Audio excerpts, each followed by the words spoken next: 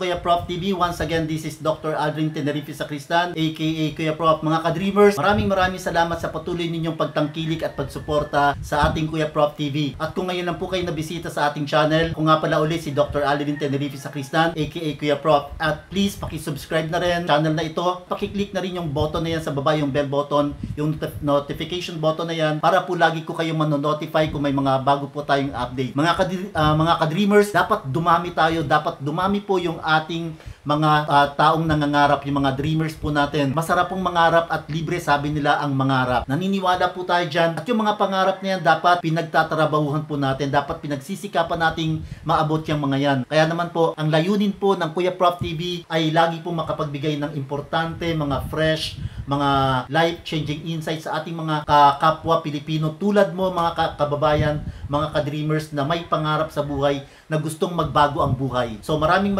salamat sa inyong patuloy na pagtangkilik at pagsuporta sa ating Kuya Prof TV. Ngayong araw, pag-uusapan natin yung mga importanteng elemento o trabaho ng pera. May 4 na trabaho daw ang pera sa buhay ng tao. At bawat klase ng tao ay depende sa klase ng tao kung paano niya tatrabuhin yung pera sa buhay niya. Kaninang umaga po ay nakapanood po tayo ng isang napakagandang video sa YouTube kay Danla kung paano baguhin yung buhay, kung paano gamitin ng tama yung pera ng naayon sa kagustuhan ng ating Panginoon. Sabi nila kasi yung pera daw ay root of all evil. Pero naniniwala po ako na hindi po root of all evil ang pera, kundi kung paano natin gagamitin yung pera sa ating buhay. Yun po yung masama. So may 4 na trabaho po ang pera sa buhay ng tao. Number 1 po, yung pera daw ay dapat nating ginagamit. Pag nagtatrabaho tayo ay dapat ginagamit natin yung pera para sa atin, para guminhawa po yung buhay natin. Para po sa ordinaryong tao o sa lahat ng tao, yung pera talaga ay dapat ginagamit. Tama naman po yan. Pag kumita ka, dapat gamitin mo yung pera na yan para pambili ng pagkain, pambili ng kung anong gusto mong bagay na makakapagpaganda at makakapagpasaya sa'yo. We have to spend money. Our hard-earned money should be spent. Importante po yan. Yung pangalawa pong trabaho ng pera ay we have to save money. Save money. Pagka may kinita ka, dapat sinasabi, di ba, ng mga tao, ina-advise sa atin, dapat marunong ka magtipid, dapat hindi ka lustay, dapat hindi mo ginagamit yung pera na yan kung saan-saan. Tama po yun, dapat marunong tayo mag-save. Dapat po matutunan nating mag-ipon, mag-save ng pera para sa ating kinabukasan, para sa future natin. Para po sa ordinaryong tao, according to Danla, 2 bagay lang, hanggang doon lang sila sa pangalawang trabaho ng pera. Spend and save. Pagkatapos po noon, trabaho na naman, then gastos na naman, spend and save. Spend and save. Minsan pa nga po, yung natin nagagastos natin bago pa magsweldo o bago pa dumating yung susunod na sweldo. Hindi po natin mapagdugtong yung pera natin pagkakuha hanggang dun sa susunod na sweldo. Hindi po natin mapagdugtong. Kaya po yung ginagawa ng karamihang Pilipino, nangungutang sila. Wala pa yung sweldo nila, nangungutang na sila. Kapag sinave nila, ay nagagastos pa rin nila. Yun po yung para sa ordinaryong tao, dalawa lang yung trabaho ng pera para sa kanila. Save, spend and save. Pag kumita ka, gagastosin mo yan at yung matitira, isi-save mo. Yung mga iba reverse.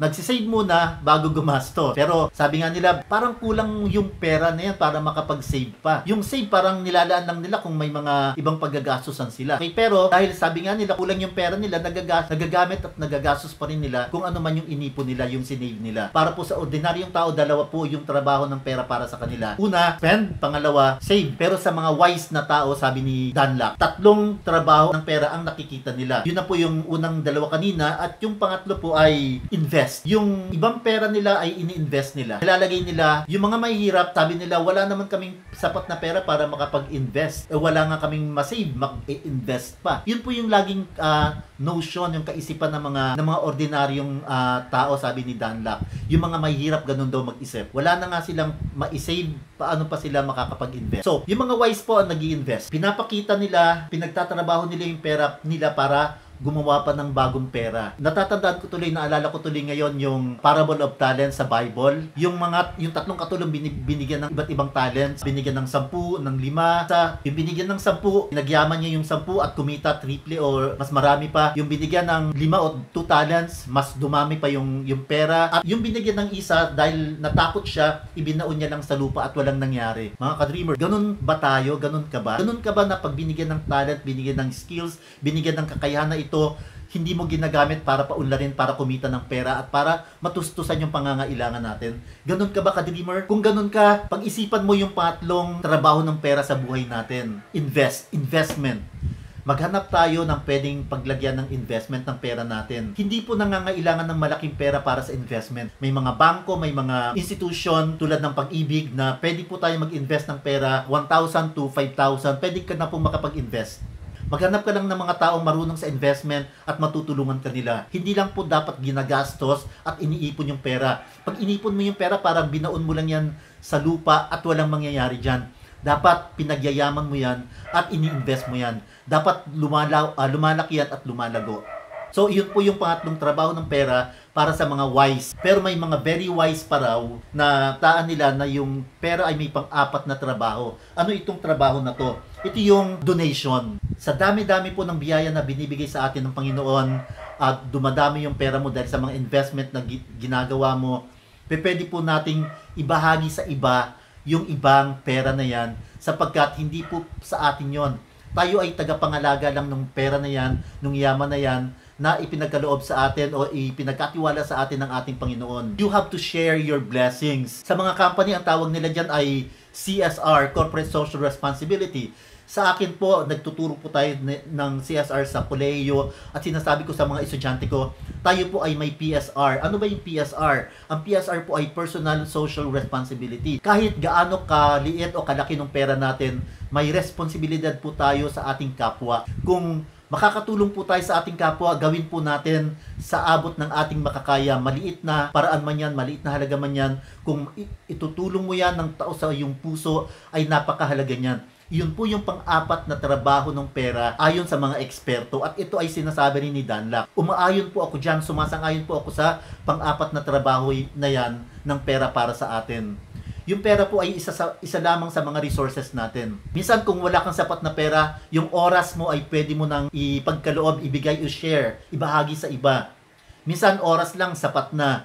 Diba? Sabi nga nila, yung oras pag nawala, hindi mo na maibabalik. Pero yung pera pagka nawala, pwede mo pang maibalik. Kaya napaka-precious po ng oras na yan. Kaya nga may kasabihan na time is gold, di ba po? So, napaka-importante po yan. Napakahalaga na mayroon po tayong PSR o CSR o marunong tayong magbahagi o mag-donate.